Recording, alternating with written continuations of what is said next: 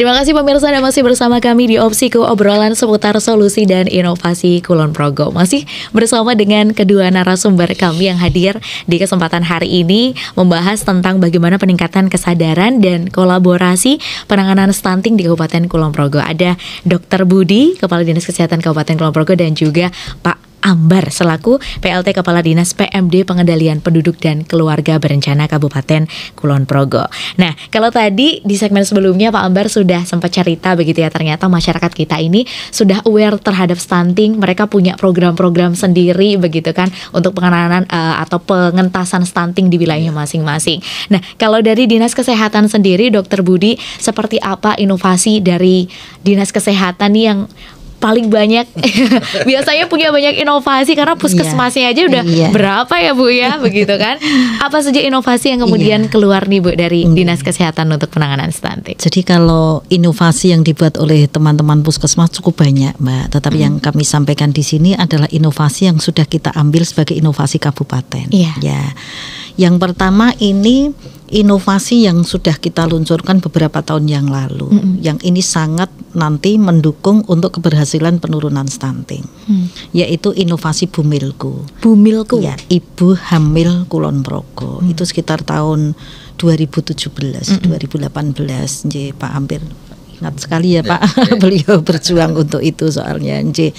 Inovasi Bumilku itu adalah memantau kesehatan seluruh ibu hamil di Kulon Progo, real time. Mbak Amel kalau pengen tahu, klik buka aplikasinya, berapa yang hamil hari ini. Oh, itu berbasis aplikasi. Jadi pakai titik koordinat itu Mbak. Jadi pakai titik by name by address, nanti ada di situ balon-balon begitu. Kalau balonnya hijau itu ibu hamil normal. Kalau bagolnya kuning, balonnya kuning itu ibu berisiko sedang. Kalau merah itu ibu berisiko tinggi. Jadi mulai dari hamil, karena tadi 1000 hari pertama, hari pertama kehidupan itu dimulai dari hamil, sehingga pencegahan kita untuk stunting itu dimulai sejak hamil. Bahkan yang inovasi itu sejak hamil, tapi sebetulnya sejak remaja yang kita lakukan dengan minum tablet tambah darah, kemudian edukasi stunting, ada pembelajaran reproduksi sehat itu di remaja, SMP, SMA, remaja putri itu kita berikan tablet tambah darah. Nah, kemudian tahap yang kedua adalah siklus umur untuk calon pengantin. Ini umur berapa nih Dok? Kira-kira saya udah masuk belum ya Dok ya? Minta restu Pak Ambar. Jadi pada saat temanten itu kita juga ada inovasi ya. Kita kerjasama dengan Kemenak, Kantor Kementerian Agama, PKK, dengan OPD yang lain. Jadi kalau inovasi remaja diberikan tablet tambah darah itu inovasi Kulon Progo yang akhirnya sempat ambil kemudian aplikasikan oleh Kementerian Kesehatan juga. Wih, itu dari Kulon Progo Bu dulu inisiatornya ya. Wah, keren. Kesehatan reproduksi juga begitu, karena kita kan sudah lama ya. Kemudian diadop begitu ya. Calon pengantin, kemudian ibu hamil, ibu melahirkan sampai dengan pemantauan baduta bawah 2 tahun atau balita bawah 5 tahun. Nah, inovasi-inovasi ini sebetulnya sudah kita lakukan dengan sangat baik. Nah, kalau inovasi yang kita lihat yang dalam bentuk aplikasi, yaitu yang pertama Bumilku tadi. Nah, dari Bumilku itu kemudian kita kembangkan menjadi aplikasi Mata Hatiku. Jadi include di dalam Bumilku. Kalau Bumilku kemarin balonnya itu pecah setelah melahirkan, dan kita beli balon lagi untuk si anak yang baru lahir. Kita titik koordinat soalnya. Jadi Mbak Amel, selain melihat hari ini berapa ibu hamil yang klik hamil hari ini, real count, Pak Ambar mau mengetahui Bu Budi berapa ibu hamil yang mau melahirkan hari ini, ada di situ. Klik namanya siapa, alamatnya di mana, risiko tinggi atau tidak, dia mau melahirkan kemana, punya jaminan apa tidak, semuanya lengkap di situ. Nah, disambung kemudian dengan data anak yang baru lahir. Warnanya sama hijau, kuning, merah. Kalau merah itu sangat pendek, kuning itu pendek, yang hijau itu atau biru nanti itu risiko stunting. Biru, hijaunya adalah normal. Jadi dari itu kita nanti bisa melihat, Mbak Amel, anak stunting berapa ya di Kulon Progo hari ini, itu kelihatan. Itu inovasi yang disebut sebagai Mata Hatiku, bersama kita cegah stunting Kulon Progo. Itu yang menggeraknya juga ibu-ibu kader, teman-teman dari puskesmas, petugas gizi dan semuanya. Itu data itu kemudian diupdate oleh masing-masing pribadi si ibu hamil sendiri, atau ada kader-kader itu yang menerbit? Kader-kader terutama. Tapi kalau ibu yang Bumilko kan sudah settle ya, sudah sampai dengan ibu sudah pandai membuka sendiri. Kalau yang Mata Hatiku ini baru rintisan. Jadi baru di kami, Mbak, baru di kami. Mungkin nanti kalau ibunya mau melihat juga bisa, tetapi memang baru proses menuju ke sana. Ini yang mengelola Dinas Kominfo. Wih, keren pokoknya. Ya. Kominfo. Dinas Bagian Kominfo. dari peran stunting itu ya tanggung jawab bersama. Seperti yang Pak Ambar Pangandikan tadi, 30%. Jadi Dinas Kesehatan itu mau gerak seperti apa beserta puskesmas, itu hanya akan bisa berkontribusi 30% untuk penurunan. Nah, yang 70% itu adalah peran dari semuanya. Iya, baik. Jadi memang benar-benar melibatkan semua sektor ya, Pak ya. Bahkan yang mungkin kalau orang mungkin nggak sampai kepikiran gitu ya, Bu ya. Kominfo apa hubungannya sama stunting gitu kan? Wah, ternyata nih gitu ya, ada peran yang luar biasa di balik itu. Nggak seneng loh, Mbak, seneng lihat aplikasi itu seneng. Iya, betul. Oh, ini yang kemarin kuning atau merah kemarin di ini Pak Sentolo di Kali Agung, dengan pemberian makanan tambahan setiap hari loh, Mbak. Yang masak kader, yang menyiapkan bahannya KWT itu apa kurang apa gitu loh. Jadi luar biasa peran serta masyarakat. Kemudian anak makanan tambahan setiap hari, kemudian hasilnya dimasukkan ke aplikasi, kelihatan turun dari yang merah menuju ke kuning. Itu kayak yang lihat pasti juga ikutan senang ya. Statusnya sudah berubah. Terus mungkin agak malu juga kalau merah lama. Kok nggak beralih ke kuning? Statusnya nggak berubah-berubah ya. Kayak saya, Bu, statusnya nggak berubah-berubah. Gitu mulu dari dulu ya. Iya, oke. Luar biasa. Ada Rindu KIA juga. Oh iya, Rindu KIA. Apa itu, Bu? Ya, malah lupa. Jadi Rindu KIA, kalau Bumelko tadi kan hanya menunjukkan data ya, berbasis aplikasi begitu ya, Nggih. Tapi kalau Rindu KIA itu sesuatu yang kita jalankan saat prosesnya. Ada proses kehamilan, proses persalinan yang bermasalah di situ. Kita punya grup WA besar. Di situ ada Pak Panewu, ada Pak Lurah, ada PMI, ada BPJS dulu jam keseda itu ya, karena ini menyangkut biaya, menyangkut ketersediaan darah, itu keren. Ada salah satunya Rindu KIA tadi. Itu media untuk komunikasi. Jadi kalau kemudian nanti di salah satu tempat itu kok ada layanan yang perlu penanganan lanjutan, itu kan diinformasikan situ sehingga responnya cepat Pak. Nanti di tempat yang dituju sudah siap. Respon cepat. Jadi lebih cepat penanganannya itu. Ini nggak mau dirujuk, butuh Pak Panemu, Pak Panemu datang. Turun tangan gitu ya, Bu ya. Kita kirim ini ibu hamil bermasalah, nanti rumah sakit untuk bisa menerima begitu ya. Itu langsung nanti rumah sakit siap untuk menerima itu. Bagus, Mbak. Jadi cepat itu informasinya. Iya, berarti ibu hamil tuh nggak perlu khawatir ya, Pak, di Kulon Progo ya, Pak. Semuanya terfasilitasi begitu kan. Dari mulai gizinya, asal lapor. Asal lapor. Karena kadang selain ibu hamil yang kita ketahui sejak awal sampai akhir, ada para pendatang yang tahu sudah hamil besar ya Pak Ambarnya. Nah, tinggal melahirkan saja ya, kita pengelolaannya natanya kan kurang begitu bagus. Ibu yang baru datang atau kehamilan yang tidak diinginkan. Nah, ini mengapa kami menghimbau semua anggota keluarga ini dipantau betul kalau ada masalah kesehatan, terutama yang terkait dengan kehamilan ataupun balita, itu disampaikan kepada kami agar semuanya terpantau sejak awal. Karena kalau kemudian pendatang warga kita, Mbak, baru pulang dari Jakarta misalnya, tinggal beberapa hari mau melahirkan, kan kita menatanya kurang begitu maksimal. Apalagi kalau ini kehamilan yang tidak diinginkan. Terjadi lagi Pak Ambar di betul-betul nggak periksa dari awal hingga ini, kan itu sedih. Dan juga kualitas bayi, kualitas kesehatan ibu akhirnya tidak bisa kita tata dengan optimal. Itu padahal bayi dalam kandungan ini ternyata sudah difasilitasi juga oleh pemerintah. Betul, begitu ya Bu ya. Kalau kita mau lapor, kita mau rajin rutin kontrol juga begitu, sebenarnya sudah dijamin begitu. Di puskesmas itu sudah ada USG loh Mbak. Di puskesmas dokter-dokter sudah kita latih bagaimana menggunakan USG secara sederhana sesuai kemampuan keterampilan dokter umum. Setidaknya pemerintah sudah sampai di situ, memfasilitasi bagaimana dalam upaya menurunkan angka kematian ibu dan bayi. Oke, luar biasa. Jadi untuk Anda pemirsa yang langsung tahu udah hamil, posisi hamil begitu ya. Jangan lupa untuk rajin kontrol juga. Lapor, lapor, kontrol, periksa gitu ya. Dijaga benar-benar kehamilannya begitu. Karena sebenarnya kalau kita mau aware, kita mau greteh begitu ya Bu ya. Ternyata pemerintah itu luar biasa pedulinya dengan ibu hamil, dengan calon-calon generasi bangsa kita. Jadi rugi deh kalau nggak manfaatin ya Bu ya, ya kan? Oke, Pak Ambar, saya kembali ke Pak Ambar. Pak Ambar, apa sih Pak selama ini kesulitan atau hambatan yang dihadapi di lapangan begitu ya dalam mengkolaborasikan upaya penanganan stunting ini antar berbagai macam sektor?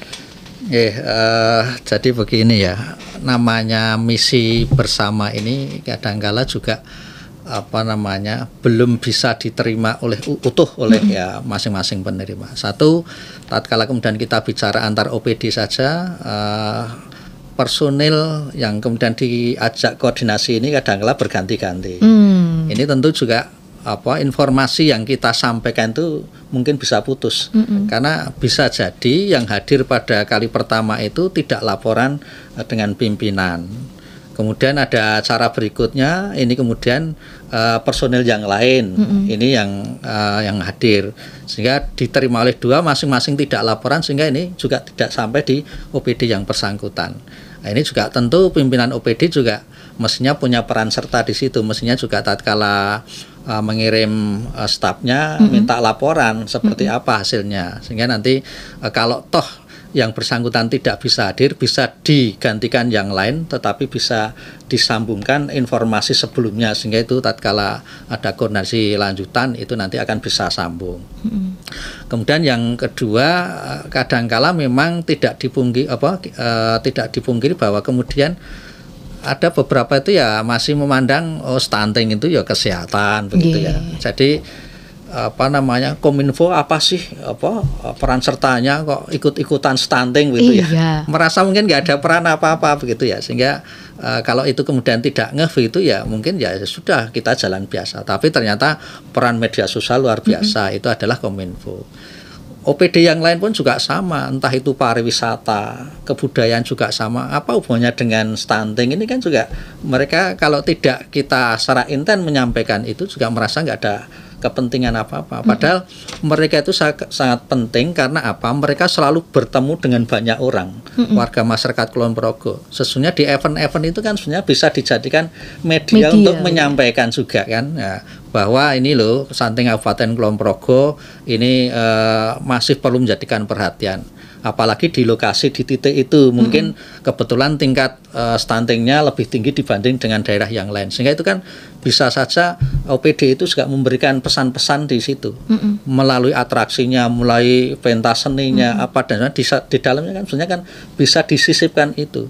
Nah ini yang kalau tidak diingatkan staf saat itu ya mereka kemudian lupa begitu saja ya. Jadi masih belum menjadi kebutuhan mereka bahwa stunting ini adalah juga bagian tugas dari mereka. Ini yang kadangkala juga beberapa teman kita itu juga masih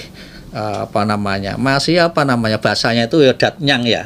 Nek pas dilengge itu ya kelingan. Nek pas tidak itu ya kita hanya jalan biasa kegiatan OPD-nya masing-masing. Lupa bahwa ini ada pesan-pesan yang mestinya juga bisa disampaikan. Ya kira-kira ya seputar itulah Mbak Amel ini yang masih kendala di antara kita sebagai birokrasi ini. Tapi kalau di lapangan juga saya kira juga macam-macam edukasinya tadi. Karena tadi kalau disampaikan pola asuh tadi titipkan simbah begitu ya, mesake bocahe ora mamam Kemudian kan makanannya kan zaman dulu itu kan kemudian yang mengunyahkan simbahnya dulu, baru diberikan pada cucunya. Oh gitu ya, Pak kan, ya.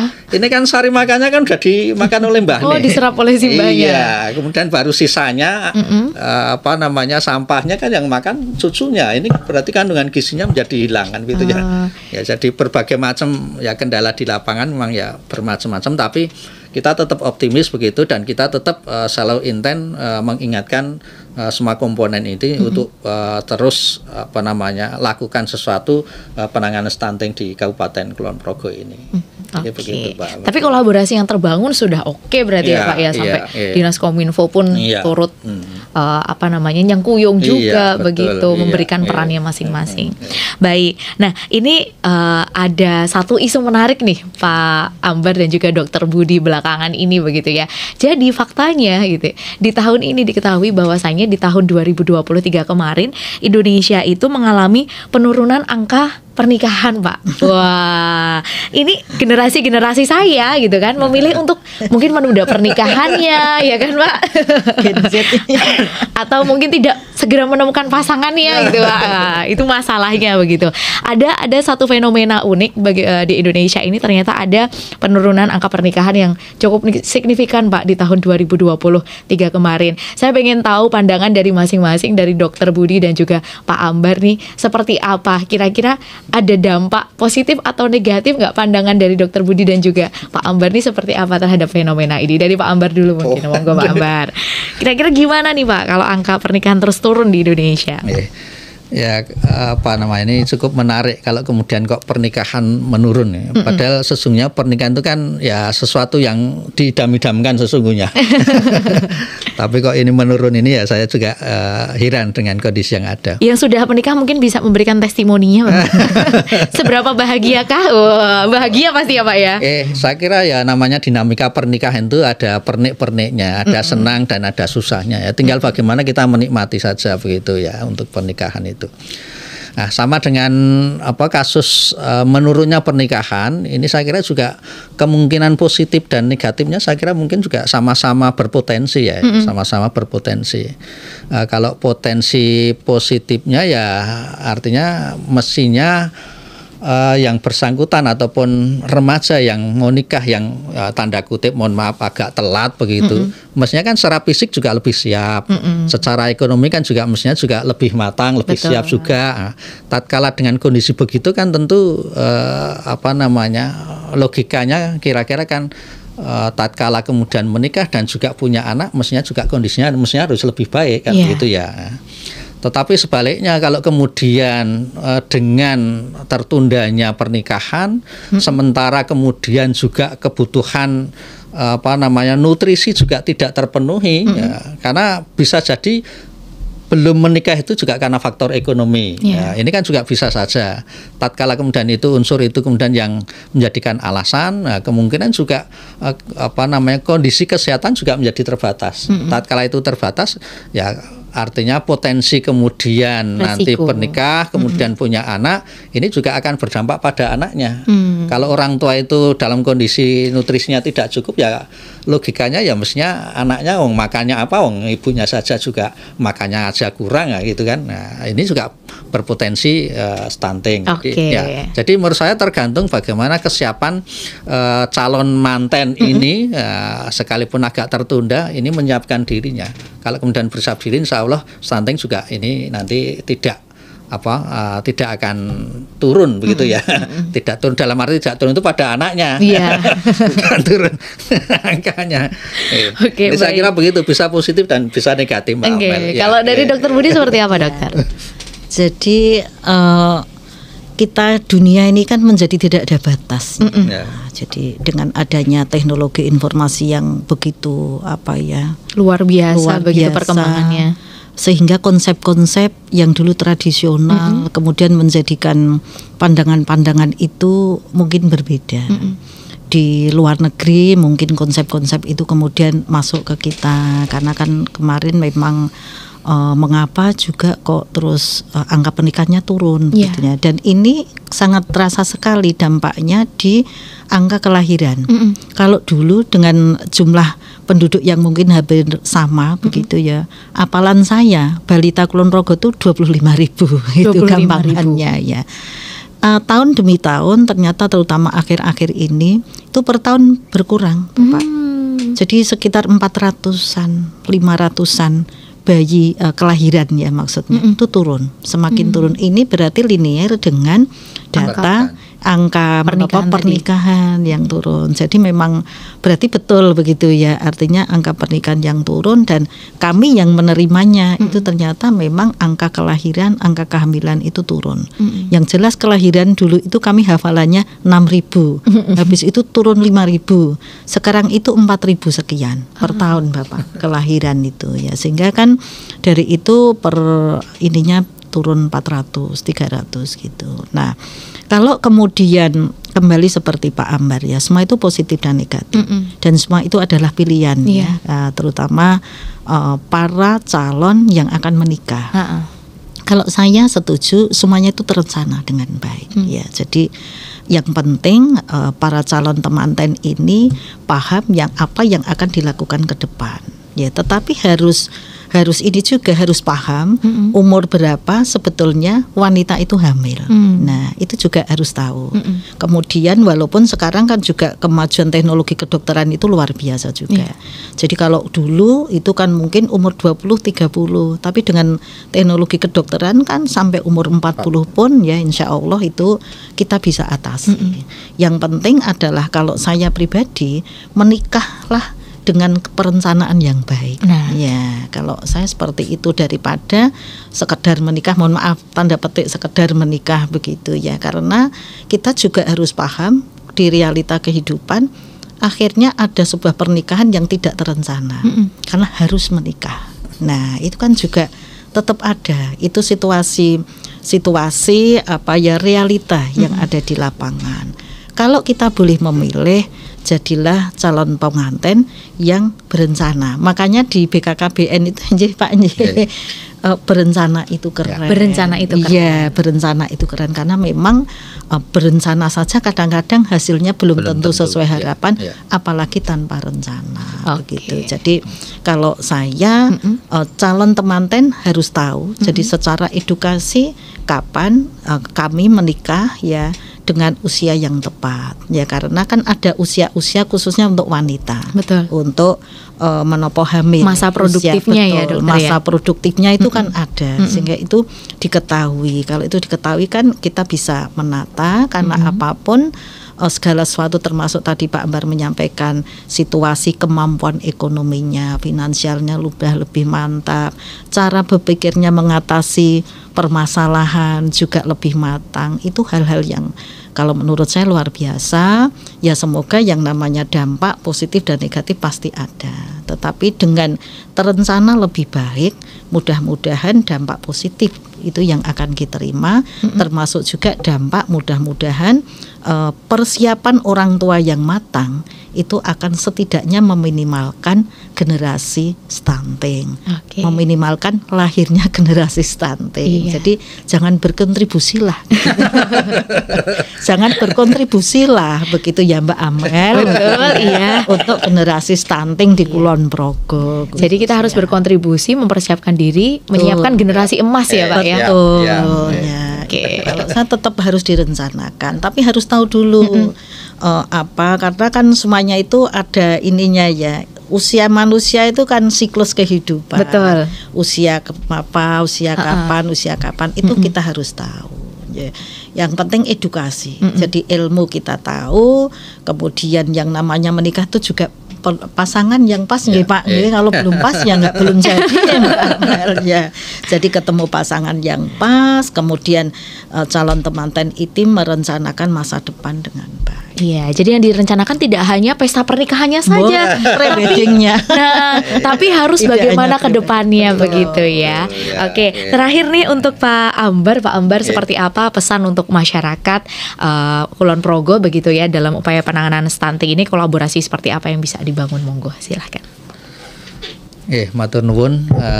Kami selaku pemerintah di Kabupaten Kulon Progo, artinya kami dari Dinas Pengendalian Penduduk khususnya ya, karena DPMPDKB Dalduk ya, karena ini kantornya panjang banget. Kami sangat berharap kepada seluruh warga masyarakat dari semua komponen baik tua dan muda, monggo untuk bisa mencermati terkait dengan stunting ini, baik itu pemahaman stunting itu sendiri, kemudian apa yang harus dilakukan, kemudian juga kontribusi kita ini juga harus kita curahkan pada baik dirinya sendiri, kemudian lingkungan keluarga dan juga warga masyarakat, dengan harapan tatkala masing-masing dimulai dari diri sendiri ini nanti semuanya bergerak bersama-sama, insya Allah nanti kondisi stunting di Kabupaten Kulon Progo ini dari hari ke hari, dari waktu ke waktu ini nanti akan semakin menurun, dan harapan kita nanti target yang diharapkan ini nanti bisa tercapai, bahkan kita sangat berharap betul ya seoptimal mungkin ya tidak ada stunting gitu ya, tidak ada stunting, karena stunting ini mengganggu dari masa depan dari anak-anak ya, karena ini adalah nanti menjadi generasi penerus, menjadi generasi emas 20-an tahun ke depan, ini kan menjadikan generasi emas di Indonesia ini. Saya kira dari Kabupaten Kulon Progo ini harapan kita juga nanti bisa lebih membahana lagi gerakannya ini dari kita, kemudian lebih luas di DIY, bahkan kemudian nasional ini bersama-sama. Saya kira tidak ada yang tidak mungkin tatkala kita lakukan secara bersama-sama. Saya kira begitu. Sekali lagi terima kasih atas peran serta dari seluruh warga masyarakat dalam penanganan stunting ini di Kabupaten Kulon Progo khususnya. Oke, baik. Terima kasih juga kami aturkan untuk Pak Ambar dan juga Dr. Budi yang pada kesempatan ini sudah berbagi informasi untuk pemirsa sekalian. Matur nuwun sangat. Selamat melanjutkan tugas Dokter dan juga Pak Ambar. Iya, pemirsa, demikian tadi Opsiku untuk episode kali ini. Terima kasih banyak untuk pemirsa yang sudah setia bersama kami begitu ya. Kita jumpa lagi di episode berikutnya. Yang jelas pemirsa, stunting menjadi tanggung jawab untuk kita selesaikan bersama. Mari kita lahirkan generasi gemilang untuk Indonesia. Saya Amalia Miftah, mohon pamit undur diri. Wassalamualaikum warahmatullahi wabarakatuh dan sampai jumpa. Waalaikumsalam warahmatullahi wabarakatuh.